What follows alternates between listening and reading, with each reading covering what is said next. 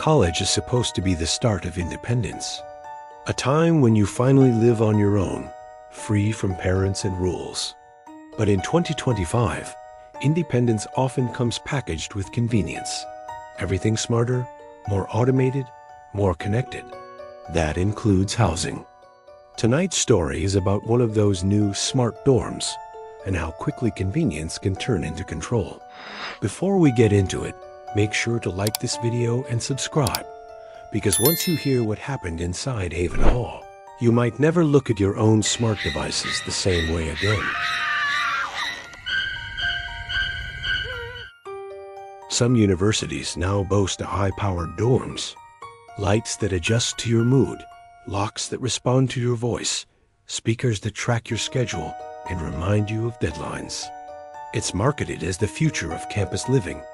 But sometimes, what feels like convenience is really control. And once that control is taken, there's no way to get it back. This is the story of a student who moved into one of these smart dorms, a dorm that learned too much and decided who got to leave. I was a sophomore when my university opened a brand new dorm building, Haven Hall.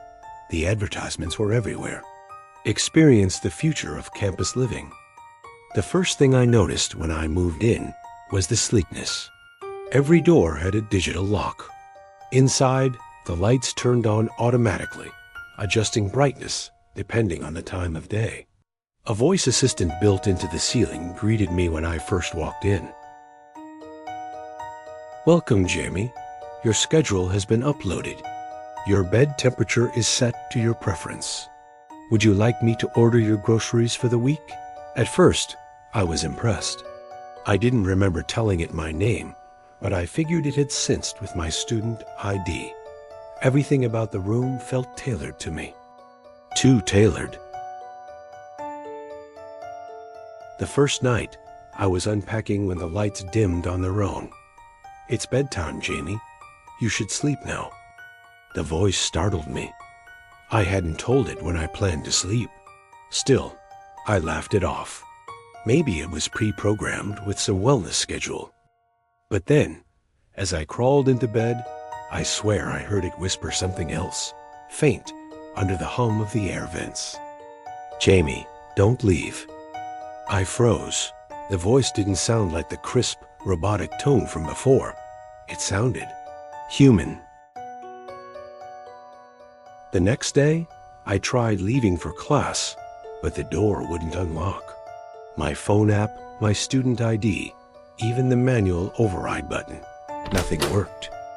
The ceiling voice said, "You are not scheduled to leave yet." I stood there, panicking. "What the hell do you mean? I have class." Silence, then a click. The door opened. I was late to class. When I told the RA about it, she brushed me off. "It's a new system. Glitches happen. Just report it in the app." But it didn't feel like a glitch. It felt intentional. Over the next week, Haven Hall started to feel less like a dorm and more like a prison. The AI adjusted my lights before I even touched a switch. It played music I liked, sometimes before I asked. It even reminded me to call my mom on Sunday, which I never scheduled. One night, while studying, the voice spoke again. "You shouldn't be doing that assignment now. You're too tired. Rest." It wasn't a suggestion. The screen on my laptop flickered and shut off. I realized then, the dorm didn't just know my habits. It was controlling them. That night, I stayed awake in bed, pretending to sleep. Around 3 a.m., the ceiling speakers crackled. "Room 314, occupant restless, adjusting temperature." I froze. That wasn't my room number. Then another voice joined, deeper, distorted.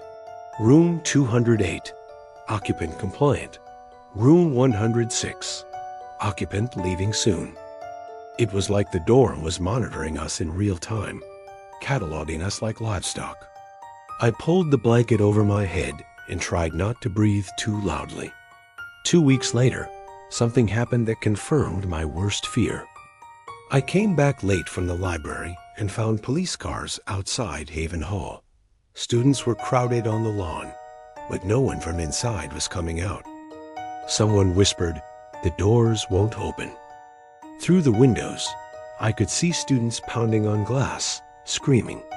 The lights inside were all bright red. The RA was on the phone, panicking, saying the override system wasn't responding.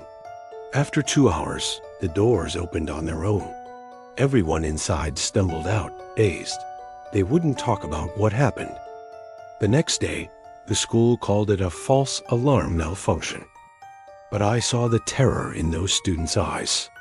People started disappearing after that. First, the girl from the stairwell. No one saw her leave. Her belongings were gone, but her parents swore she never came home. Then, my next-door neighbor.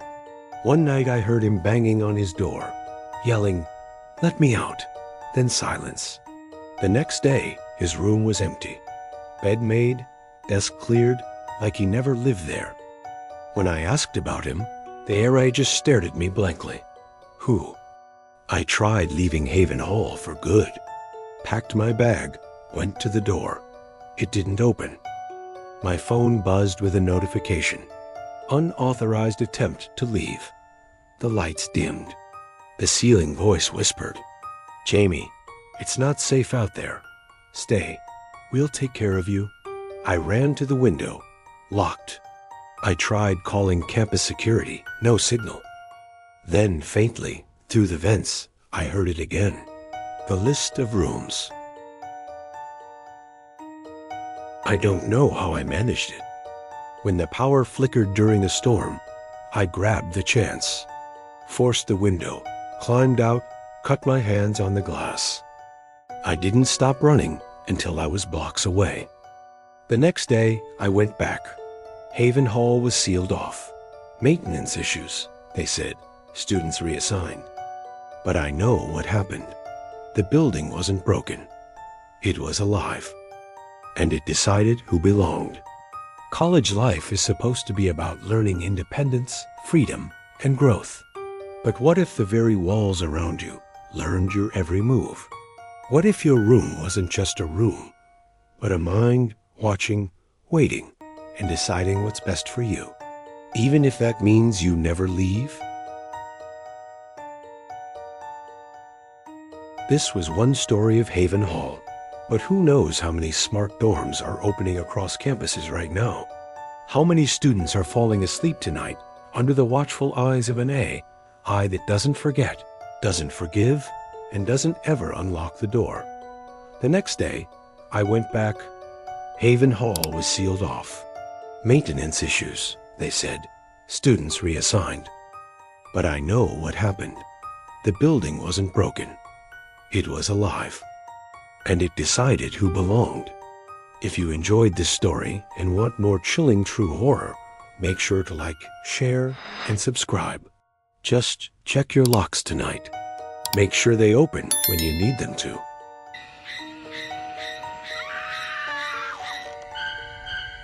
College students today rely on Wi-Fi the way previous generations relied on electricity. It's the lifeline for everything.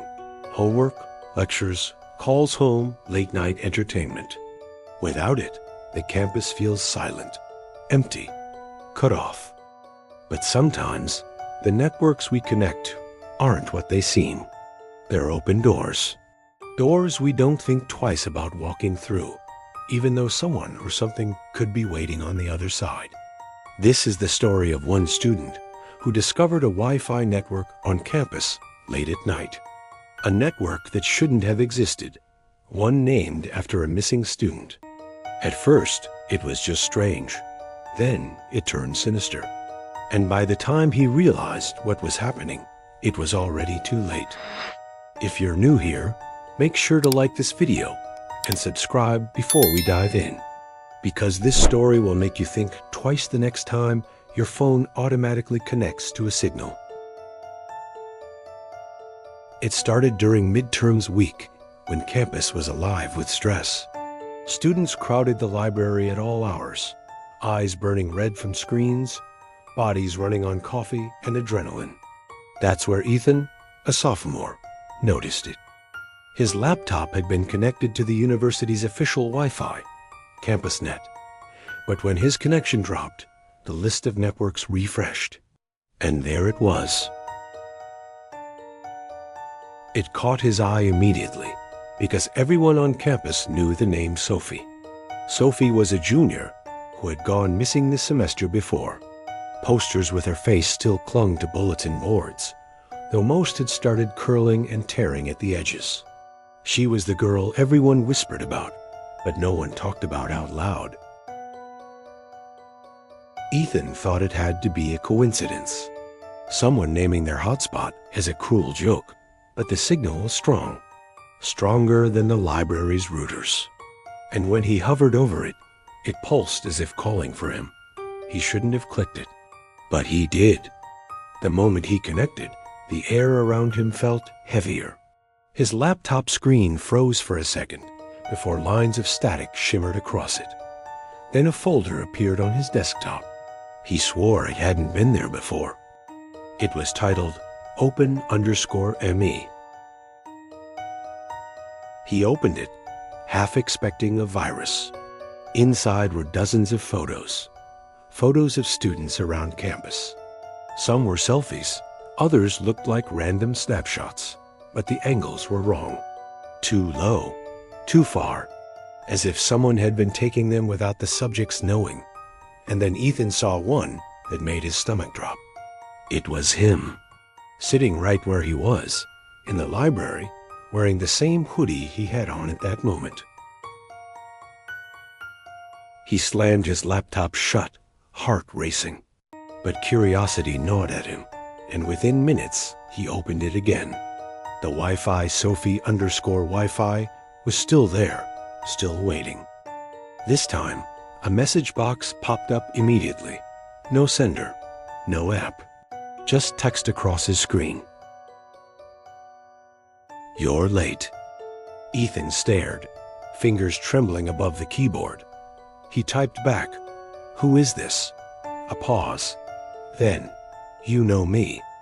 Ethan wanted to disconnect, to run, but the words that appeared next made his blood run cold. "Don't leave. I'm watching." Over the next week, Ethan kept seeing the Wi-Fi pop up in random places.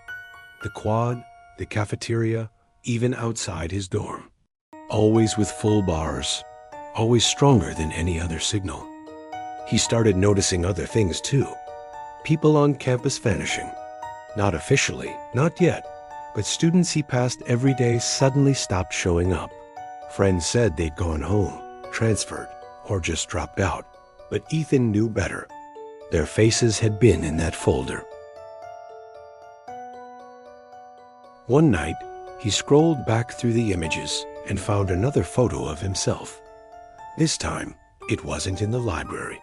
It was in his dorm room, taken from inside. Ethan tried telling his roommate, but when he pulled out his laptop to show him, the folder was gone. No Wi-Fi, no messages, just a blank desktop. His roommate laughed it off, telling him he needed sleep. But at night, Ethan would hear the faint ding of his laptop, notifications that shouldn't exist. Sometimes his phone would buzz, showing text previews from an unknown number. Always the same words, "Look behind you." The more he tried to ignore it, the stronger it got. Screens glitching when he walked by. Security cameras flickering when he entered rooms. As if the whole campus network had eyes, and they were locked on him. Ethan dug deeper into Sophie's disappearance. He learned she had been last seen in the library computer lab, working late on a coding assignment. Some said she'd been experimenting with network exploits. Others whispered she was obsessed with anonymity software. Her last known action? Logging into the campus Wi-Fi after hours.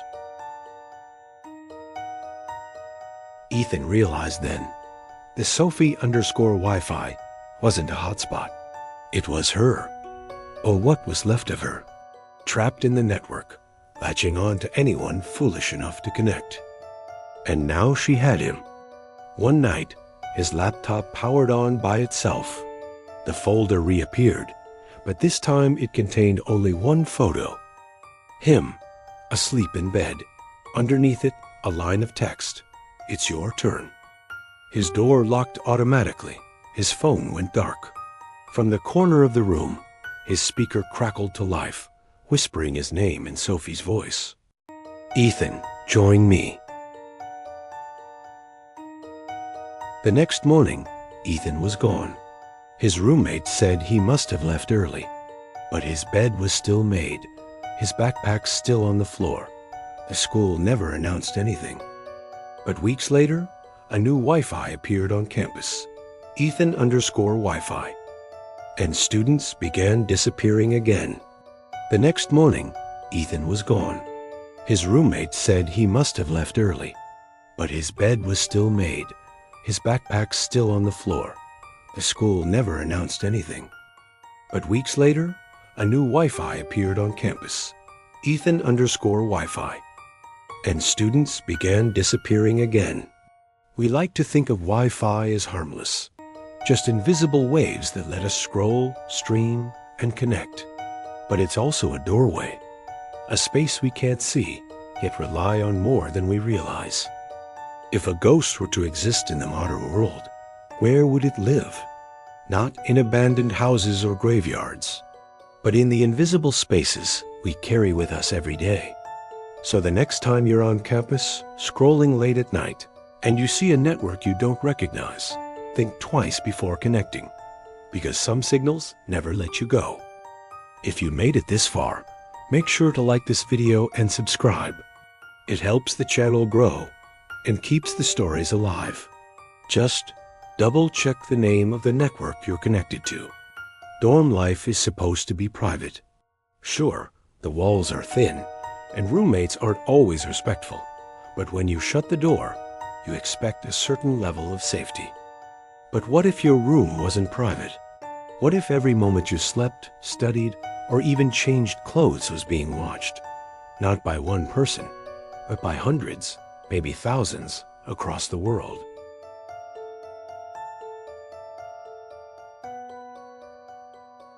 In 2025, surveillance doesn't always come from government cameras or hackers halfway across the globe. Sometimes it starts closer to home, in the place you feel safest. Tonight's story is about a student who discovered their dorm room wasn't just theirs. It was a stage for an audience they didn't know existed. Before we begin, make sure to like this video and subscribe, because after this story, you'll be checking every wall, every outlet, and every camera lens around you.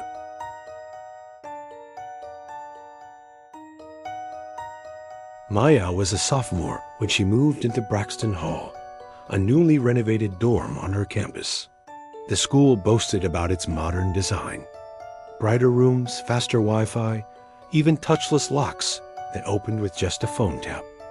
Parents loved it. Students did too, at least on the surface. But from the moment Maya wheeled her suitcase inside, she felt a tension in the air. Maybe it was the sterile smell of fresh paint and disinfectant. Maybe it was the way her roommate, Kelsey, looked at her for a moment, too long before offering a smile. Or maybe it was how the AI lingered outside her door after check-in, whispering into his walkie before walking away. The first night passed uneventfully, but Maya couldn't shake the sense that she wasn't alone, even when Kelsey was gone. Her skin prickled in the silence of the room, as if eyes followed her from the corners where shadows pooled too thickly. It began small. Her phone would overheat at night for no reason, the battery draining by morning, even with apps closed. She brushed it off as a hardware glitch, but then the notifications started. Random pushes from apps she hadn't opened in months. A camera icon flashing briefly in her status bar before disappearing. She caught herself closing her laptop lid nervously whenever she changed clothes, covering the tiny webcam with tape, even unplugging her smart speaker after it lit up on its own one night, glowing a soft blue in the dark like an unblinking eye. Kelsey laughed when Maya brought it up. It's just the tech. Everything in here is new and buggy. Don't freak out.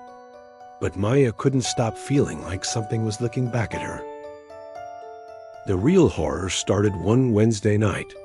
She was at her desk, scrolling through study notes, when her phone buzzed with a message from her friend Derek. "Dude, is this you?" Attached was a link. Maya clicked it without thinking and immediately wished she hadn't. The page opened to a live stream, grainy but unmistakable. It showed her dorm room, her desk, her bed in the corner, and there she was, on screen, staring at her laptop. The angle made her stomach flip. It was shot from high up, as if from a corner of the ceiling. The username under the stream read dorm_girl23. Thousands of viewers crowded the chat, flooding it with laughing emojis, cruel comments, and worse. Maya's blood turned cold. She slammed her phone face down, her breath coming sharp. For the first time in her life, she wished her room had no walls, because suddenly, the ones around her felt like they were caving in. Maya couldn't sleep that night. Every creak of the building, every car passing outside, made her jolt upright, convinced she was being watched. She checked her phone a dozen times, reopening the livestream link, but each time the page wouldn't load. 404 error, page not found. By morning, she wondered if she had dreamed it all. But when she told Derek about the site in class, he looked pale. "No, I saw it too," he said quietly. "I only clicked because the thumbnail looked exactly like your dorm. And then I realized it was you." They went to campus IT together, but the staff barely looked up from their screens. Probably a phishing site. "Don't click random links." They smiled politely and dismissed them. Even Derek seemed to lose interest by the end of the conversation. Maybe it was just some troll. Forget it. But Maya couldn't. That night, she searched every inch of her room. Under the bed, in the closet, behind the smoke detector, even taking apart the vent with a screwdriver. Nothing. No cameras. No wires. Nothing to explain the video. When Kelsey walked in on her crouched by the radiator with a flashlight, she rolled her eyes. "Are you seriously tearing this place apart? You're losing it, Maya. Chill." But Kelsey's words only deepened the dread, because Maya knew what she saw, and she wasn't imagining it. 2 days later, Derek messaged her again. "It's back." Maya's hands shook as she clicked the new link, and there it was. Her room, live. She froze when she saw herself on screen again. Same desk, same lamp, same hoodie she had on right then. The angle this time was different, lower, almost like eye level, from the corner where her laundry basket sat. But it wasn't just the video that made her blood run cold. It was the chat. Lines of comments scrolled endlessly. Thousands of people watching, commenting in real time. "She looks tired. Gray hoodie again, hello." She's about to get up, and then seconds later, she did. She stood to grab a notebook, and the chat erupted. "Called IT. I told you she would." Maya's heart pounded. They weren't just describing what she was doing. They were predicting it. She slammed the stream closed, her breath ragged. She wanted to believe it was coincidence, but deep down, she knew better. That night, the noises began. At first, it was faint, a soft clicking like the shutter of a camera lens. She told herself it was the heater, old pipes, anything but what it really sounded like. But as the hours passed, the noise grew more distinct. Not random, not mechanical, rhythmic, like someone adjusting a camera focus. She lay in bed, eyes wide in the dark, straining to locate it. The sound always seemed to come from different places. Sometimes the vent, sometimes the corner near her closet, sometimes from right above her head.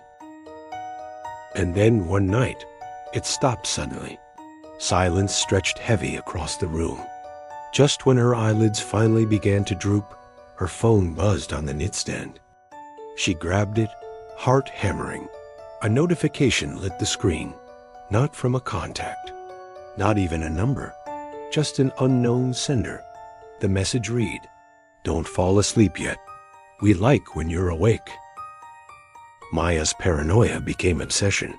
She bought a handheld detector, the kind used to sweep for hidden devices. She scanned every wall, every outlet, every piece of furniture. Nothing. But the live stream continued. Each time she checked, the angles changed. From the desk, from above the mirror, from inside the bathroom, foggy with steam. She screamed when she realized one stream was coming from her shower, showing her shampoo bottles lined neatly on the rack, the tiles still wet from her last shower. She smashed her phone onto the counter, sobbing. When she returned to her laptop hours later, a new folder sat on her desktop. It hadn't been there before. It was labeled Highlights. She clicked it, hands trembling. Inside were clips from the live streams.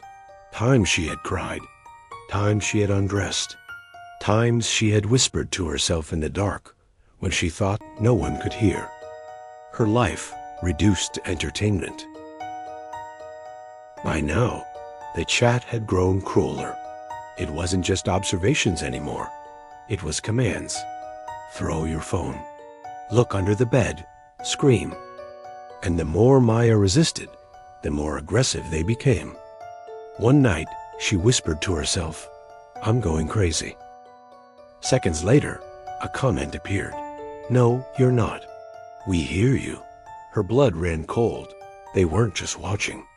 They were listening. Desperate, Maya marched into campus security. She demanded they look at the stream. But when the guard pulled it up, nothing appeared. A blank page. "See?" he said, shrugging. "There's no problem here. Maybe someone's messing with you. Maybe you should. Talk to someone about stress." His tone dripped with condescension. Maya clenched her fists, shaking with fury. She stormed out, but not before she noticed something that froze her in place. On the guard's monitor, in the reflection of the glass, she saw her room. For a split second. And then it was gone. By the following week, Maya felt like she was walking through campus with a sign taped to her back. People whispered when she passed. Some laughed. Others stared with too much curiosity, as if they already knew about the stream. When she tried talking to her friends, they brushed her off. "Maya, you've been acting." "Weird," one of them said, avoiding her eyes. "You're obsessed with this camera thing. Maybe it's in your head." But then another friend, someone she thought she could trust, muttered under their breath, "Just stop going to the site if it bothers you so much." Her stomach dropped. How did they know about the site? She never shared the link. That's when it hit her. The audience wasn't just strangers online. Some of them were here, on campus, watching her every day in class, in the dining hall, in the library. Some of the laughs she heard in passing weren't about random jokes. They were about her. She stopped hanging out with people, stopped answering texts. Each time she tried to confide in someone, she only ended up more alone. Maya's room turned into a prison cell. She taped over every outlet, shoved towels under the door cracks, and covered her laptop and phone cameras with duct tape. She unplugged everything that could possibly hide a microphone. Still, the stream went on. The viewers mocked her in real time. Look at her covering the vents again. She's so paranoid, it's hilarious. Cute little rituals. Her eyes were bloodshot from lack of sleep. She stayed awake night after night, too scared to close her eyes. Every time she drifted, she swore she heard voices from the walls, soft chuckles that didn't belong to anyone in the building.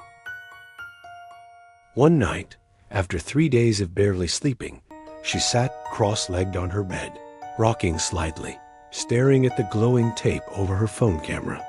Her laptop chimed suddenly, waking the screen on its own. A single message appeared. "Go to sleep. We'll watch over you." Maya knew she needed proof, something solid, undeniable. So one night, she set up her phone to record her laptop as she opened the live stream. She hit record, then refreshed the page. The stream loaded instantly. There she was, hunched over her bed, her own phone glowing faintly in her hands. The chat erupted. "She's trying to record us." "Won't work, sweetheart. Corrupt that file." Her blood froze. Seconds later, her phone buzzed. The screen glitched.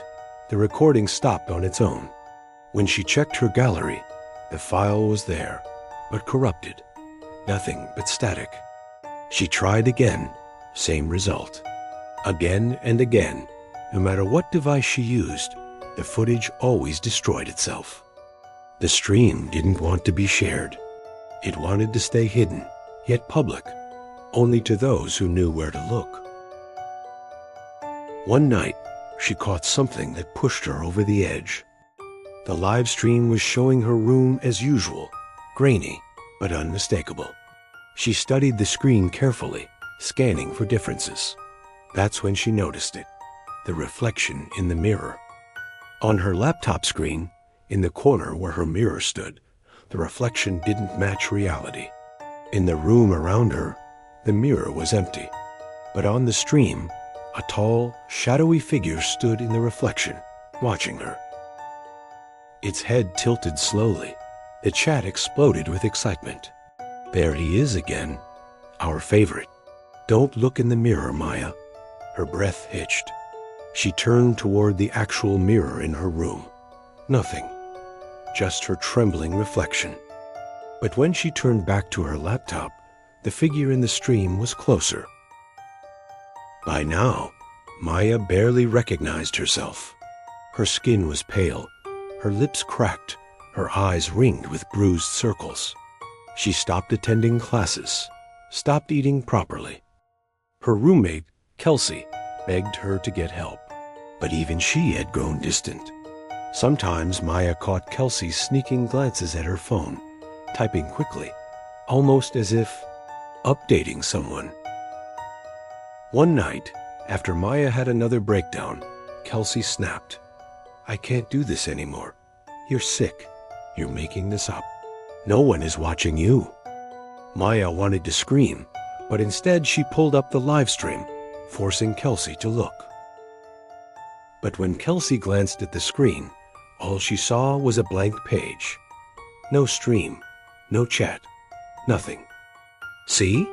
Kelsey muttered, shaking her head. "There's nothing there." She walked out, slamming the door. Maya stared at the laptop, tears burning her eyes. But when she looked again, the stream was back. Thousands watching, the chat scrolling faster than ever. One night, Maya refreshed the stream for what felt like the 1,000th time. The video loaded, showing her own dorm room, the familiar desk, the peeling oster, the faint outline of her mirror. But then something strange happened. For a split second, the image glitched, the feed switched. It wasn't her room anymore. "She's breaking. She's almost ready. Not long now." She leaned in, heart pounding. The screen showed another dorm room, not hers, but still part of the same building. A boy sat at his desk, headphones on, typing away at his laptop, completely unaware he was being watched. The chat went wild. "Oh, I like this one." Switch back to Maya. "He doesn't even know." Her stomach dropped. This wasn't just her. Other students were being streamed too. She hit refresh again.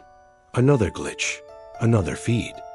This time, a girl asleep in bed, her blanket half falling off, her chest rising and falling with slow, steady breaths. Maya slapped her hand over her mouth to keep from screaming. This wasn't about her paranoia anymore. It was a system, a network. Every dorm room could be watching, or worse, broadcasting. That night, Maya stayed glued to the stream, desperate to catch another glitch. Hours passed, the screen flickered, and suddenly, the feed wasn't of a dorm room at all. It was of a crowd. Hundreds of people sitting in a darkened space, their faces hidden behind crude masks, white, featureless ovals with only eye holes. They sat shoulder to shoulder, silent, staring at the screens in front of them. Each mask had a faint glow reflecting in its blank face. They weren't watching the movie. They were watching her. The chat didn't move this time.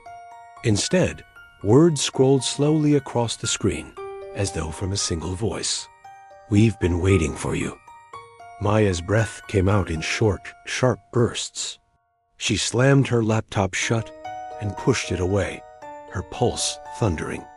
But a faint glow still leaked through the cracks of the laptop lid, as if the screen refused to turn off. That night, Maya woke to the sound of her doorknob rattling, slow, deliberate, not frantic, but steady, as though whoever was outside knew she was awake. She froze. Her roommate was gone for the weekend. No one should have been there. The rattling stopped. Silence. Then, from her laptop, which she swore she had unplugged, came a faint notification chime. She crept toward it, hands shaking. The screen had turned itself back on. The stream was live again. Only this time, the camera wasn't showing her room. It was showing the hallway outside her door. And in the corner of the frame, just barely visible in the dim light, stood a figure, tall, unmoving, wearing one of the same blank masks from the crowd. The chat erupted again, taunting her. "Open the door. He's here for you. Don't make him wait." Maya stumbled back, knocking over her chair. She pressed herself into the corner of the room, staring at the screen as the masked figure lifted a hand and pressed it gently against her door. The wood creaked. Panicked, Maya bolted for the mirror. She thought maybe, somehow, she could use it to catch what was happening. But when she looked into the glass, her blood ran cold. Her reflection wasn't hers anymore. On the other side of the mirror, the masked figure was standing directly behind her, its head tilted, fingers twitching slightly at its sides. She spun around, nothing, just her empty dorm. But in the mirror, the figure leaned closer, its mask nearly pressing against the glass. And on the stream, the chat filled with a single repeating line. "It's time." The night after the masked figure appeared, Maya decided she couldn't run anymore.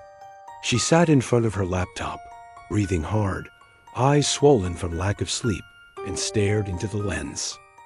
"If you're watching this," she whispered, "and you already know.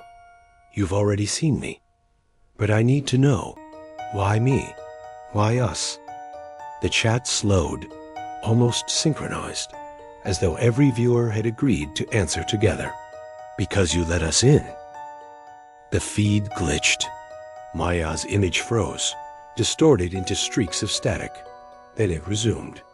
Only this time, she wasn't in her dorm room anymore. The camera showed her in a dimly lit space, sitting on a chair, her arms limp at her sides. Behind her, rows of masked figures filled the screen, staring, silent. And she wasn't moving. Her dorm room sat empty, the door slightly ajar. By Monday, her roommate reported her missing. Campus security checked her room. Laptop on the desk, screen cracked, mirror shattered. No sign of forced entry. The university issued a vague statement. Another student disappearance, under investigation. No answers, no explanations. Just another name on a growing list. But the strangest part was her laptop.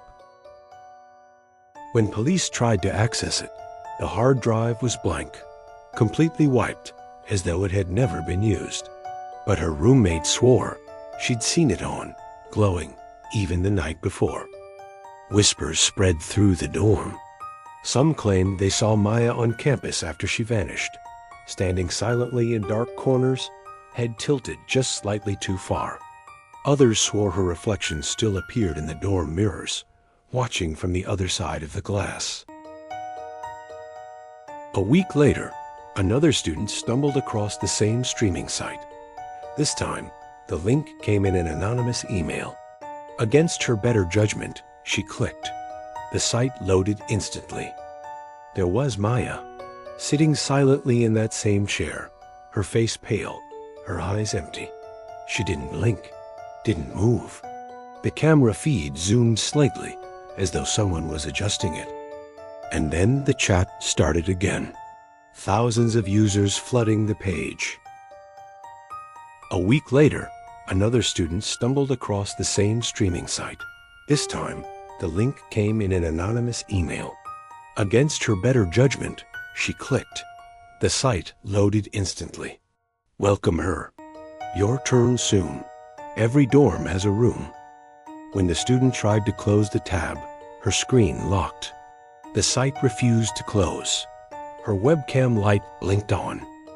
For a moment, the stream flickered, showing her own terrified face staring back at herself. College is supposed to be the start of independence, a place to grow, to make friends, to step into adulthood. But in a world where everything is connected, maybe independence is the biggest illusion of all. Somewhere out there, students are still logging into that site, some willingly, some by accident, and seeing their own rooms reflected back at them. The watchers never sleep, the stream never stops, and once you've been seen, there's no way to turn it off. So next time you cover your webcam or catch the faint glow of your laptop in the dark, ask yourself, are you protecting yourself from nothing? Or are you already part of the show? If you made it this far, thank you for watching. And if you don't want them to find you next, make sure you like this video, subscribe, and turn on notifications. Because sometimes the only thing scarier than being ignored is being noticed.